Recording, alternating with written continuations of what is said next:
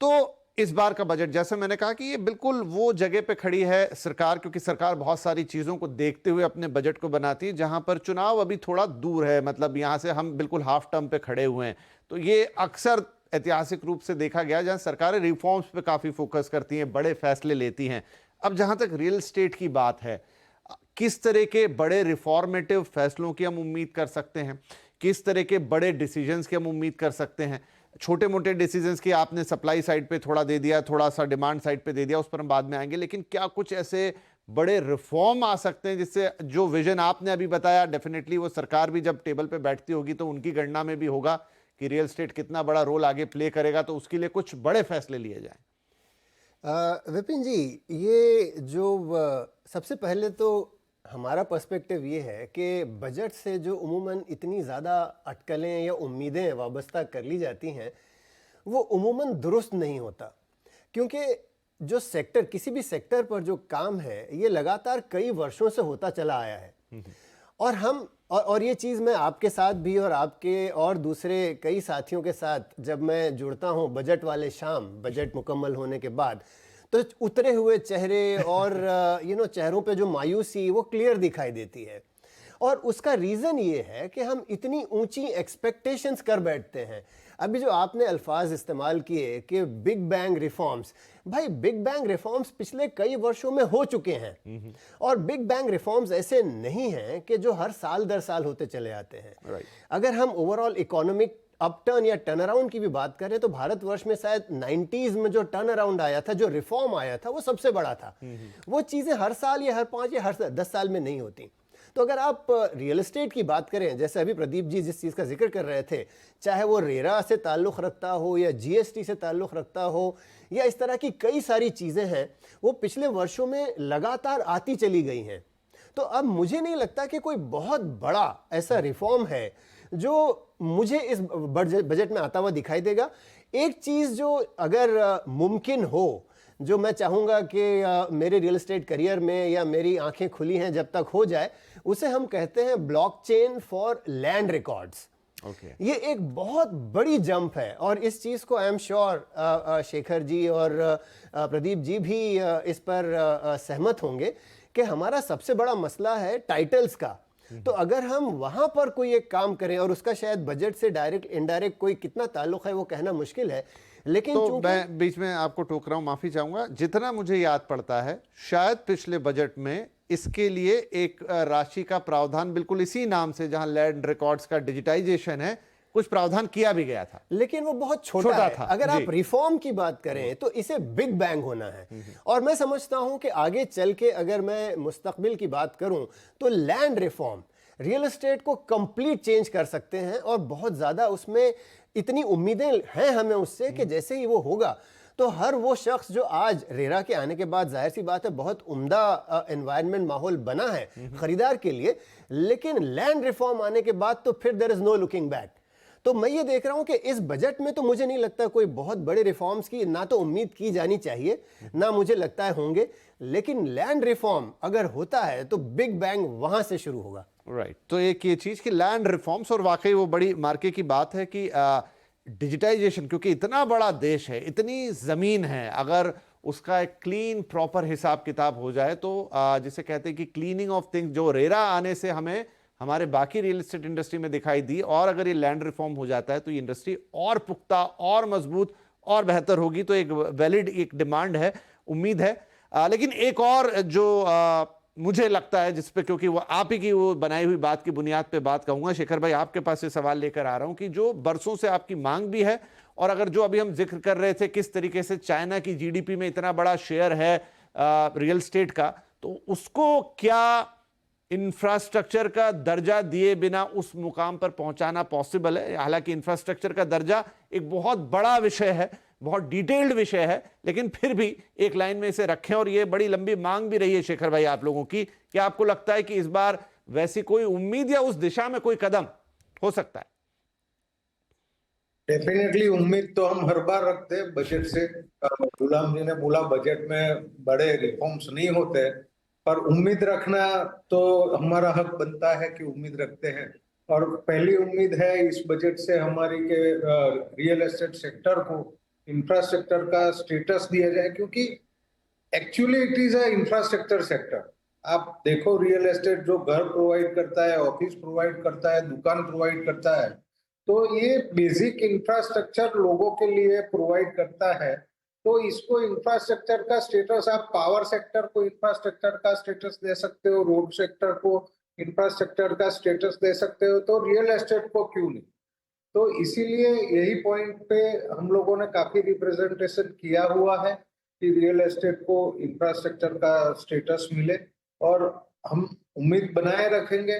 इस बार मिला यार, अगले साल मिलेगा, और या अगले साल मिलेगा, पर इंफ्रास्ट्रक्चर का स्टेटस मिले, ये उम्मीद हमारी बरकरार रहेगी। जी, तो चलिए। कैन भी मैं दूसरे बजट के पॉइंट्स पे जा सकता हूँ कि वो बात हाँ, वो एक एक करके आपके पास आते हैं, लेकिन उससे पहले मैं एक हल्का सा एक जिसे कहते हैं ट्यूटोरियल गुलाम साहब से ले लेता हूं दर्शकों की सहूलियत के लिए। इस कार्यक्रम की अच्छी बात यही कि हम थोड़ा खुल के बात कर सकते हैं कि इंफ्रास्ट्रक्चर के स्टेटस का मतलब क्या है, क्या हो जाएगा, उससे क्या बदल जाएगा। यही एक चीज़ है जिस पर मैं शायद शेखर जी और इन लोगों से थोड़ा सा मतभेद रखता हूं, क्योंकि आपको इंफ्रास्ट्रक्चर स्टेटस की आवश्यकता क्यों है, ये पहला सवाल है। और बहुत अच्छी बात है आपने पूछा कि ये क्यों है। इसका सबसे बड़ा एडवांटेज जो सप्लाई साइड को या सेक्टर को या डेवलपर्स को मिलेगा वो ये है कि आपको कैपिटल कॉस्ट आपकी कम होगी। आप डेट लेते हो बाजार से, तो इंफ्रास्ट्रक्चर चूंकि प्रायोरिटी सेक्टर है तो आपका कैपिटल कॉस्ट बेहतर हो जाता है, और उसके छोटे छोटे और दूसरे कई फायदे हैं। लेकिन मेन चीज़ ये है, तो मैं यही कहूँगा कि अगर आपको केवल यही है तो उसी डिमांड को आप किसी और पहलू से भी रख सकते हो। लेकिन ये केवल यही कह लेना कि इंफ्रास्ट्रक्चर ग्रो, जब तक डिमांड ये हमें इस सेक्टर को इंफ्रास्ट्रक्चर का ओहदा ना मिले, या इसे हम कई वर्षों से इस चीज़ पर हम कहते चले आए हैं, तो मुझे नहीं लगता कि बहुत ज़्यादा इतना महत्व नहीं रखता। आप ये कोशिश करें कि आपका कैपिटल चीप हो, उसके लिए गवर्नमेंट से बात की जाए कि किस टैक्स सहूलतें टैक्सेस में मिले, और बहुत सारे तरीके हैं जिसको इस्तेमाल करके, अगर चलिए आपको इंफ्रास्ट्रक्चर का ओहदा मिलने के बाद शायद आपको और सहूलतें मिलेंगी, अगर वो देर है उसे मिलने में तो उसको बाईपास करते हुए और ऐसी सहूलतें आप और बजट में मांग सकते हैं। इंफ्रास्ट्रक्चर कब तक कीजिएगा, इनडायरेक्टली सहूलतें मांग लें। ठीक है, चलिए, तो ये तो शेखर भाई और प्रदीप सर देखेंगे कि उनको क्या डिमांड रखनी है। और तो दर्शकों के लिए आसान भाषा में ये कि इंफ्रास्ट्रक्चर के दर्जे के साथ आपको और कई चीज़ें मिलती हैं, ईजी हो जाती हैं चीज़ें, लेकिन एक जो बड़ी चीज़ है वो कैपिटल की अवेलेबिलिटी रहती है, जो कि कम दाम पे यानी कम ब्याज पे वो कैपिटल आपको मिलती है, जिससे आप चीज़ों को बनाने का काम करते हैं। शेखर भाई, जितना मैं जान रहा हूँ, याद है मुझे, अफोर्डेबल हाउसिंग को ये दर्जा है, राइट? अफोर्डेबल हाउसिंग को ये दर्जा मिला हुआ है इंफ्रास्ट्रक्चर का, पर काफी स्टेट उसको फॉलो नहीं कर, ओके, और ठीक है। आरबीआई भी इसको रिकॉग्नाइज नहीं कर रहा है। तो ये एक अड़चन है कि वो दर्जा है, लेकिन अगेन क्योंकि स्टेट की भी सब्जेक्ट हो जाती है, तो वहां पर फिर किस स्टेट में फॉलो हो रहा है नहीं हो रहा है वो अलग बात है। थोड़ा और डिटेल में इसमें बाद में जाते हैं। प्रदीप सर, अब आते हैं उस बात पर जिस पर आपने फोकस दिया था, और अफोर्डेबल हाउसिंग या मिडिल इनकम ग्रुप हाउसिंग, ऐसी चीज जहां पर बहुत सारी डिमांड है। आपने भी कहा बहुत लोगों को घर चाहिए, इतने चाहिए कि शायद आप सब बनाए मिलके तो कम पड़ जाएंगे। वहां पे कौन सी अड़चन है, कौन सी दिक्कत है? अभी तो हमने देखा कि पिछले 3-4 साल का साइकिल ये चला जहां प्रीमियम हाउसिंग की डिमांड थी, वो बने भी, बिके भी, मिडिल क्लास के लिए भी घर बन रहे थे, लेकिन बड़े पैमाने पे बने, सबका फोकस हो, वो इंसेंटिवाइज हो, खरीदार के हिसाब से भी, डेवलपर के हिसाब से भी। तो वो प्रमुख मांगे क्या होंगी जो आपको लगता है कि यहां होनी चाहिए? अगर ये 2-4 चीजें बजट में आए तो इसको एक अच्छा पुश मिल सकता है। तो विपिन जी, जो बात अभी गुलाम जी ने कही या शेखर जी ने, मैं दोनों बातों को मिक्स करता हूं, तो वो काफी बड़ा एक सब्जेक्ट है जिसके अंदर लैंड रिफॉर्म करने से काफी बड़ा ऐसा लैंड ब्लॉक है जो अनलॉक होता है। दूसरा, जो इंफ्रास्ट्रक्चर का अगर स्टेटस मिलता है, जो कैपिटल कॉस्ट है वो कहीं ना कहीं न्यूट्रलाइज होती है, उसके ऊपर काफी ड्रास्टिकली चेंज आता है। आप ये देखिए, एज ए डेवलपर अगर आज मुझे कोई भी कैपिटल एक्सेस करना है तो मुझे कोई भी फंडिंग लैंड्स के ऊपर अवेलेबल नहीं है। इवन दो आज की एज पर आरबीआई नॉर्म्स जो एनबीएफसी पहले फंड करती थी, वो भी आज की डेट में उन लैंड्स के ऊपर फंडिंग नहीं कर सकती हैं। तो आपको जो फंड एक्सेस कर सकते हैं वो आप एआईएफ के थ्रू जा सकते हैं, जो काफी कॉस्टली फंड है। अब आप समझिए कि अगर आप एक कॉस्टली फंड लेकर बाजार में उतर रहे हैं तो एक बहुत बड़ा आपको वहां पर हिट करता है प्राइस में, जो अल्टीमेटली जाकर कस्टमर के ऊपर लैंड हो जाता है। तो आप ये देखिए, आज जब हमारी इकोनॉमी इतनी बूस्ट कर चुकी है, इतना रेरा हम रिजीम में आ चुके हैं, तो क्यों ना हम ये डिमांड करें कि जो आरबीआई है वो आज कुछ ऐसे प्रोविजन बनाए कि जो भी प्रोजेक्ट खास करके अफोर्डेबल हाउसिंग या मिड इनकम हाउसिंग से रिलेटेड आ रहे हैं, उनके ऊपर लैंड फंडिंग के लिए भी बैंक्स को अलाउ करे, जिससे जो ये कैपिटल कॉस्ट है इसको कम किया जा सके, और जो लैंड्स आज पीएसयूज के पास हैं या गवर्नमेंट की ऐसी और भी बहुत सारी एजेंसीज हैं उनके पास है, उनको बाजार में लाया जाए, जिससे जो प्राइजेस वन साइडेड बढ़ चुके हैं वो न्यूट्रलाइज किए जा सकें। क्योंकि देखिए, आज हम सारी बातें करते तो अल्टीमेट सॉल्यूशन लाना पड़ेगा। देखिए, डेवलपर केवल उसके पास जब रॉ मटेरियल होगा तो उससे बना सकता है, लेकिन उसको प्रोड्यूस नहीं कर सकता। उसको कहीं ना कहीं न्यूट्रलाइज करने के लिए मुझे लगता है जो गवर्नमेंट है उसको इंटरवीन करना पड़ेगा। आज जो प्राइस हैं लैंड के, जिस तरीके से लास्ट 5 साल में इंक्रीज हुए हैं, वो बहुत ज्यादा बड़े हैं, जिससे अफोर्डेबल हाउसिंग बनाना तो ऑलमोस्ट आप ये मान के चलिए अनअफोर्डेबल हो चुका है।